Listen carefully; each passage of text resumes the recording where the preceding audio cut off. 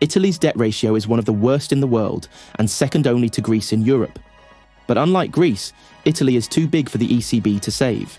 Its debt level is 10 times larger, and the same institutions that took 5 years to agree a 300 billion Greek bailout are not set up to deal with a 3 trillion euro crisis.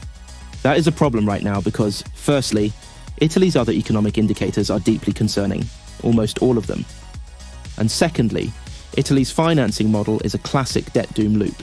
It's so fragile that the slightest loss of confidence could trigger a rapid collapse.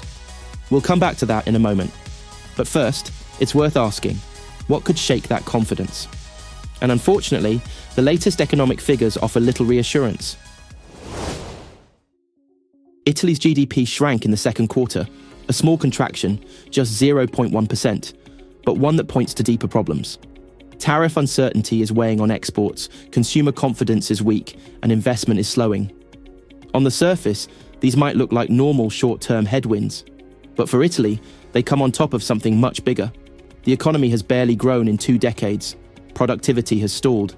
The population is aging rapidly. And the gap between the industrial north and the underdeveloped south remains one of the widest in Europe. For Brussels, this matters. Italy had been expected to exit Europe's excessive deficit procedure next year. It didn't expect a surplus, but simply to bring its deficit below 3% of GDP. Even that modest target now looks ambitious, especially as the next generation EU funds, the pandemic support package worth nearly 200 billion euros, begin to dry up. Italy's problems aren't limited to home. Its manufacturers' fortunes are deeply tied to Germany's export strength, especially its car industry. Francesco Giavazzi, who is a senior economist and former advisor to Mario Draghi, warned recently in the FT that Italy depends to a very large extent on demand from the German automotive sector, and that a serious slowdown there, which is currently underway, will send shockwaves through Italian industry. But the challenge goes beyond Germany. Northern manufacturers, traditionally the backbone of Italy's economy, are facing mounting pressures. Slowing German demand, rising competition from China, and the impact of new 25% US tariffs are all weighing on exports. And fiscal pressures are also set to increase as defence spending is set to rise sharply.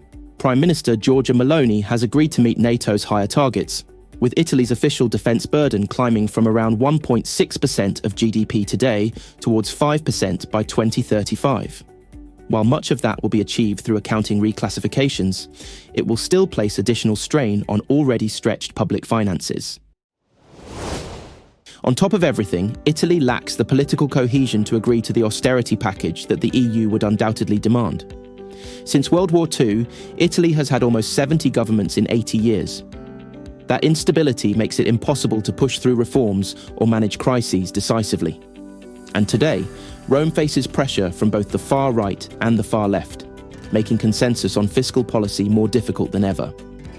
Markets are already showing signs of concern. Yields on 10-year government bonds edged higher in August, touching 3.6% at the latest auction. However, Italy's most serious vulnerability lies in what economists call the doom loop, the tight, risky interdependence between the government and the banking system.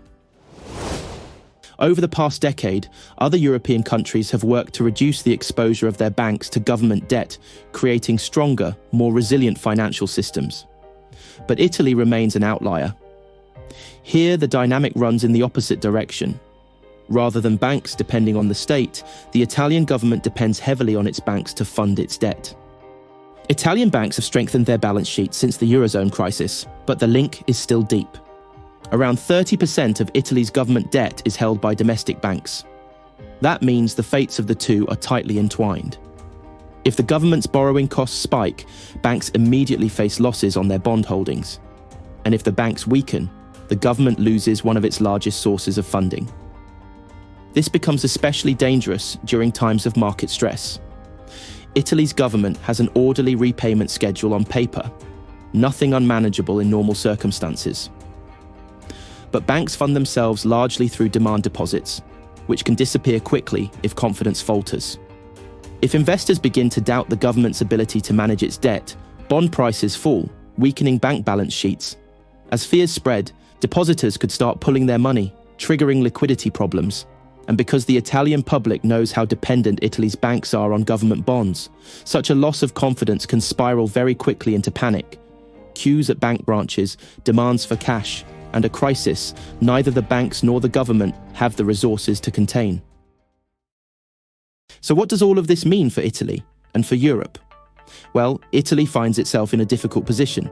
Its debt is huge while its economy is stagnating and population declining. For decades, Italy tried to boost growth by borrowing heavily, but that path is now effectively closed. Instead, recent austerity has delivered little more than stagnation and decline. It won't be easy to change course.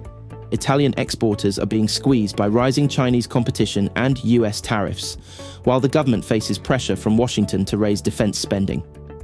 Meanwhile, an aging population means fewer workers and rising healthcare costs, exactly when the state's finances are least able to cope.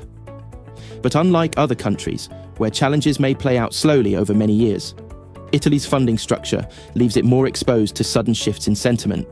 If confidence in its bonds were to weaken, the resulting pressure could build quickly. And as the third largest European economy, Italy's situation matters far beyond its borders. A serious loss of confidence wouldn't just affect Rome. It would spread quickly to France and test the resilience of the entire Eurozone. For now, markets remain relatively calm.